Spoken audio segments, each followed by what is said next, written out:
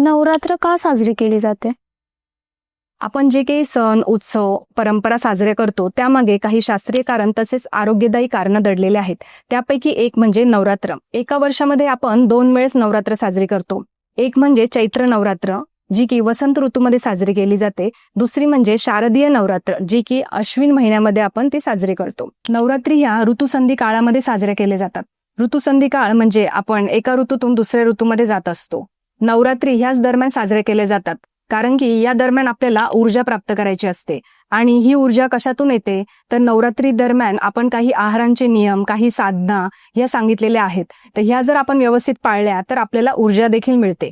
नवरात्रीमध्ये हलका आहार तसंच लंघन म्हणजे काहीच न खाणं असं अपेक्षित असतं. पण बरेचदा नवरात्रीमध्ये साबुदाणा, बटाटा असे जड पदार्थ खाल्ले जातात आणि आजारांना बोलवणं दिलं जातं.